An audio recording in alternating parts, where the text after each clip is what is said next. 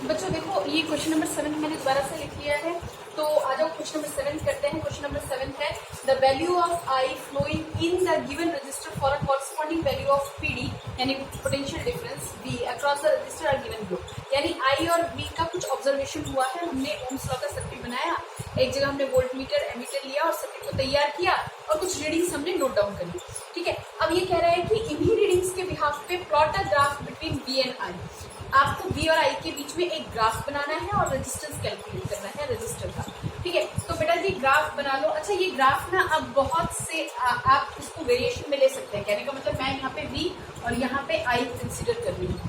ठीक है, जरूरी नहीं कि यहाँ पे वी और यहाँ पे आई, आप इसको चेंज करके भी कर सकते हैं, आंसर आपका सही माने वाला है। तो आ जाओ। हाँ, करंट हमारा स्टार्ट हो रहा है 0.5 से, तो आप क्या करो, इसको नंबर कर दो कितना, 0 है ना, 0 से स्टार्ट करो और यहाँ पे पॉइंट, एक काम करो यहाँ पे ले लो 1, क्योंकि देखो करंट चल रहा है हमारा 0.5 से 4 तक। तो हम क्या करेंगे, इस तरह से हम इसको 2 3 4 5 सेक्शन में डिवाइड कर दो, 2 3 4 5। ठीक है, इससे ज्यादा तो हमारा करंट जा नहीं रहा है ना, तो करंट यहाँ पे बना लिया। अब बचा वी स्टार्ट हो रहा है 1.6 से और 13 तक, तो हमें इतनी सी जगह पे ही अगर 13 तक लेके जाना है, तो एक काम करो 1 करके मत लो, फिर 1 2 3 4 करके आपको 14 तक जाना पड़ेगा। ठीक है, आप बल्कि एक काम करो 2 4 इस तरह से लो। ठीक है, थोड़ा सा इसको और एक्सटेंड कर देते हैं, 2 4 6 8 10 12 अभी नहीं हुआ, थोड़ा सा और एक्सटेंड कर दो। कहाँ तक लेके जाना है, लास्ट वैल्यू हमारी 13.2 तक है, तो अब क्या आ जाएगा आपका 40। बात समझ में आ रही है, मैंने क्या बोला, बात समझ में आ रही है बच्चों। ठीक है, इस तरह से ले लो, 2 के गैप, यानी 1 2 3 4 करके आपको अलग अलग सर्किट करना पड़ता है। अब आ जाओ रीडिंग्स देखते हैं।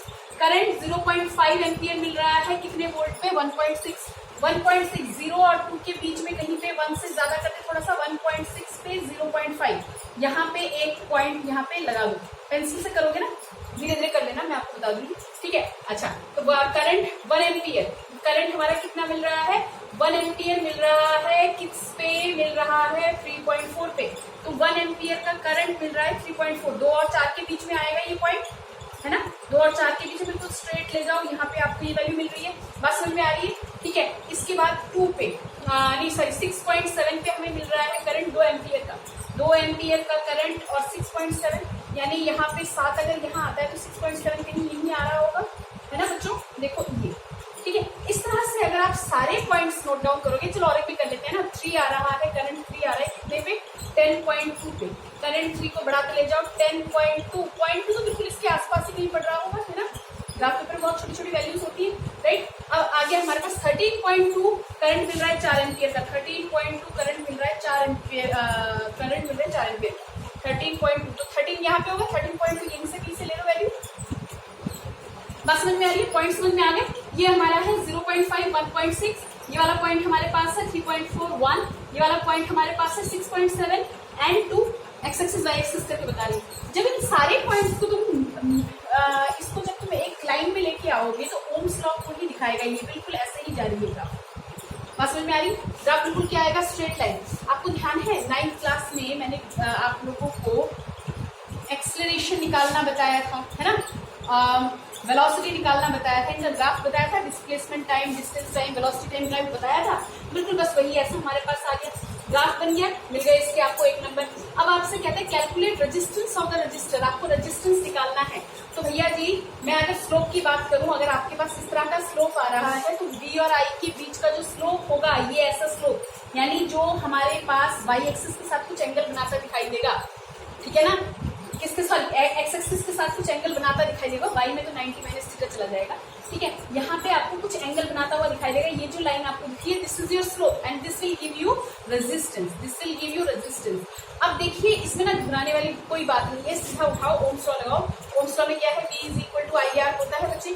ठीक है, हमें R निकालना है, R इज इक्वल टू हम क्या कर देंगे, V बाय आई कर देंगे, R क्या कर देंगे, V बाय आई, बिल्कुल निकल आएगा। ठीक है, और अगर कहता है कि ग्राफ से ही निकालो, ग्राफ से ही निकालो, तो ग्राफ में किसी भी 2 पॉइंट को मान के उनका डिफरेंस लेके कर सकते हो, बिल्कुल V2 माइनस V1 कर दो, हाँ, और फिर यहाँ पे कितना आ जाएगा, I2 माइनस I1 करके आ जाएगा। मैं बता देती हूँ, देखिए चलिए इस वाले को पहले कर जाओ, इस वाले फॉर्म से कर जाओ, कोई भी V उठा लो, मान लो मैंने उठाया 10.2, ठीक है, और करंट कितना ले लिया 3, ये आ गया आपके पास R। इसको जब तुम सॉल्व करोगे ये लगभग आपके पास आ जाएगा 3.4 के आसपास आ जाएगा ना, है ना, 3.4 के आसपास आ जाएगा ओम। ठीक है, थोड़ा बहुत फर्क आएगा, किसी भी पॉइंट को उठाओगे ना थोड़ा बहुत फर्क आएगा। अगर तुम कहते हो कि मैडम ये वाला उठा लो 1.6 0.5 करके देख लो, रेशो करके देख लो, 3.41 का रेशो करके देख लो, भैया देखो यहाँ पे कितना आ रहा है 3.4 और डिवाइडेड बाय 1 करोगे तो कितना आ रहा है, ये 3.4 ओम रेजिस्टेंस आ गया, है ना। अगर तुम इस वाले को ले रहे हो तो ये 3.3 के आसपास, यानी रेजिस्टेंस तुम्हारा लेने के एक ही जैसा रहने वाला है। ठीक है, ये एक तरीका हो गया। अगर आपको कुछ ऐसा हो जाए कि इस ग्राफ को आपको फ्लिप करके दिखाना पड़े तो भी गलत नहीं है, यानी यहाँ पे आपने I दिखा दिया और यहाँ पे आपने V दिखा दिया, तो वो वाला भी वहां पर भी हमारे पास जो स्लोप आएगा, स्लोप ही आपने किसको दिखाएगा, रेजिस्टेंस को दिखाएगा। बिल्कुल नहीं घबराना, बिल्कुल नहीं घबराना, बस फर्क ये हो जाएगा कि अगर आप इस तरह से स्लोप लेते हैं, इस तरह से V और I का करके, है ना, बात समझ रहे हैं। देखिए V और I का यहाँ पे अगर हम स्लोप कंसीडर करते हैं तो कहने का मतलब ये है कि आपको अगर कुछ ऐसा बता दिया जाए कि कोई भी 2 पॉइंट ले लो, ये स्ट्रेट लाइन है, स्ट्रेट लाइन तो सारा ही आ रहा है ना, तो यहाँ से ये वाला डिफरेंस ले लो और ये डिफरेंस ले लो, ऐसे भी तुम निकाल सकते हो, सेम ही आंसर आने वाला है। ठीक है, तो घबराइएगा नहीं कि इसमें ऐसे करना है उसमें ऐसे करना है, ये आप स्ट्रेट लाइन निकालो V और I का जब भी आप बना रहे हैं, और किसी भी रेशो को उठा लो वो आपको क्या देगा, एक पर्टिकुलर R दे देगा। अगर ओम्स लॉ है, स्ट्रेट लाइन आ रही है, तो किसी भी वैल्यू को उठाओ वो आपको रेजिस्टेंस सेम ही देगा, चाहे आपने ये निकाला, ये वाला रेशो लिया हो, चाहे आपके फ्रेंड ने ये वाला रेशो लिया हो, चाहे उसके फ्रेंड ने ये वाला रेशो लिया हो, आंसर हर हालत में एक जैसा ही आएगा। ठीक है बेटा, हो जाएगा ये वाला क्वेश्चन, ज्यादा मुश्किल तो नहीं है। आ जाओ क्वेश्चन नंबर 8 की तरफ चलते हैं। ओके बेटा, फटाफट से क्वेश्चन नंबर 8 भी देख लो। क्वेश्चन नंबर 8 दिया हुआ है, when a 12 volt battery is connected across an unknown resistor, there is a current of 2.5 milli ampere in the circuit, find the value of resistance of the resistor. मैंने क्या बोला था, हवा नहीं बनाने का, आपको पहले ये देखने का है भैया है दिया क्या क्या हुआ है। यहाँ पे V पोटेंशियल डिफरेंस कितने का दिया हुआ है, 12 वोल्ट दिख रहा है। When a 12 volt battery is connected across an unknown resistor, हमें रजिस्टर की वैल्यू नहीं पता, the current of 2.5 ampere, current कितने का फ्लो करने लग गया, 2.5 मिली एम्पियर का। Find the value of the register, resistance of the register. ठीक है, हमें R की वैल्यू निकालना है, बस इतना ही तो बोला हुआ है और तो कुछ नहीं बोला हुआ। देखो सुनो, अब मैंने आपसे कहा था बस इतना ध्यान रखा करो कि सारी यूनिट एक जैसी होनी चाहिए। अगर ये वोल्ट है तो यहाँ पे भी आपका एम्पियर होना चाहिए था, लेकिन कितना है ये 2.5 मिली एम्पियर। मिली को जरा कन्वर्ट करो, मिली को कन्वर्ट कीजिए, 2.5 इंटू 10⁻³ एम्पियर। ठीक है, बस अब तो फॉर्मूला लगाओ, V is equal to I R. भैया फॉर्मूला लगाओगे उसके भी आधे नंबर होते हैं पेपर में। ठीक है, और हमें निकालना क्या है, R यानी कि V बाय I। ठीक है, V कितना है 12 और I कितना है 2.5 इंटू 10⁻⁻²। क्लियर, अब बस इसको आप कैंसिल आउट कर दीजिए, कैंसिल आउट कर दीजिए, ये कितना चला जाएगा, ये हो जाएगा 120, ऊपर नीचे आ गया 25 और 10⁻³ जब ऊपर जाएगा तो 10⁻3 हो जाएगा, है ना। ठीक है, बस समझ में आया, ये डेसिमल हटाने का ऊपर चला गया 0 और यहाँ से मेरे पास कितना आ गया 10⁻3। इसको आप अगर कैंसिलेशन करके देखेंगे 25 का 120 यहाँ से आ रहा है ना, तो इसको अगर हम कैंसिल कर देंगे तो बेटा कैंसिल करने के बाद ये लगभग आपके पास आ जाएगा 4 पे चला जाएगा ना, 4 और 8 पे चला जाएगा, हाँ 4800 ओम का रेजिस्टेंस होना चाहिए। ठीक है, यहाँ पे आंसर में अगर कोई गलती हो तो प्लीज अगर चेक कर लीजिए, कैलकुलेशन मिस्टेक अगर खुद चेक कर लीजिएगा, बाकी मेरे को लगता है कैलकुलेशन मिस्टेक होगा। अच्छा आ जाओ 9 क्वेश्चन में बहुत जल्दी से देखने की कोशिश करो। देखो एनसीईआरटी का 9 क्वेश्चन चल रहा है आपकी बैक एक्सरसाइज का। अब battery of 9 volt is connected in series with, अच्छा एक 9 वोल्ट की बैटरी लगा दो भैया, एक 9 वोल्ट की बैटरी लगा दो और इसको सीरीज में कनेक्ट करवा दो। सीरीज का मतलब करंट डिवाइड नहीं होगा, करंट सेम करंट जाएगा, है ना। कितने रजिस्टर्स हैं, 2 ओम का, 3 ओम का, सॉरी 0.2 का, 0.2 ओम का, 0.3 ओम का, 0.4 ओम, राइट, 0.5 ओम दिख रहा है और क्या है 12 ओम रेस्पेक्टिवली। ये जो ये सीरीज में सारी कनेक्शन है 12 ओम रेस्पेक्टिवली, यहाँ पे चला है 12 ओम रेस्पेक्टिवली। तो भैया जी जितना करंट, थोड़ा सा इसको बड़ा छोटा करें, ठीक है, तो जितना करंट एक बार एंटर करेगा, सीरीज में क्या होता है करंट डिवाइड नहीं होता, करंट क्या जाता है सेम। पर इन्होंने आपसे पूछा क्या है, how much current flow through 12 ohm resistor, बताओ 12 ओम रजिस्टर जो है इसमें से कितना करंट जाएगा। तो ये तो वैसे बेवकूफ बना रखा है और कुछ नहीं कर रखा। इस क्वेश्चन में सीधी बात है कि पहले टोटल नेट रेजिस्टेंस निकालो, सारी की सारी क्या है सीरीज में, और यहाँ पे V कितने का दिया हुआ है 9 वोल्ट, कुछ नहीं है, समझ में आ रहा होगा आप लोगों को। RS इज इक्वल टू, अगर आपने पहले वाली वीडियो देखे हुए हैं सीरीज पैरेलल की मैंने करवाया है, R3 कितने 1 2 3 4 5 1 2 3 4 5 वेरी गुड। सबको एड ऑन कर दो 0.2 0.3 0.4 0.5 एंड 12 ओम रेजिस्टर।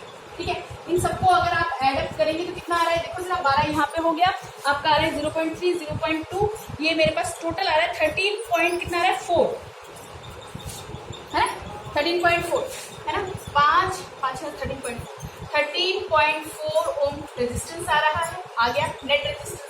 और वोल्टेज कितने का दिया हुआ है 9 वोल्ट का। कह रहा है 12 ओम में कितना करंट जाएगा, 12 ओम में से कितना करंट पास करेगा। सीरीज में करंट सेम रहती है, चाहे एक हो चाहे दो हो, जितने भी कंपोनेंट लगे हुए करंट क्या जा रहा है सेम जा रहा है। ठीक है, ओके, तो यहाँ पे V क्या निकालना है, क्या निकालना है, करंट निकालना है, I निकालना है ना, I बोला हुआ है। तो भैया पहले फॉर्मूला क्या लगाओ, V is equal to I R. I कितना आ जाएगा V बाय आर, V कितना 9, और रेजिस्टेंस कितने का कह रहा है भैया, नेट रेजिस्टेंस ही निकालो। कितना रेजिस्टेंस कितना है 13.4 का, 13.4। घबरा मत जाइएगा, मैं इधर करके कर रही हूँ इसलिए आप उस हाथ पे ले लेना। ठीक है, 13.4 ऊपर कितना आ गया 90 है ना। अगर मैं सॉल्व करूँ नीचे का डेसिमल हटा दूं तो ये आ जाएगा 134 इज इक्वल टू आई। कितना आ रहा है 0.134 को अगर मैं उल्टा करके डिवाइड करती हूँ तो ये आ रहा है जाएगा 0.6 के अराउंड होना चाहिए। उल्टा करके हम डिवाइड करके देखते हैं रेसिप्रोकल करके।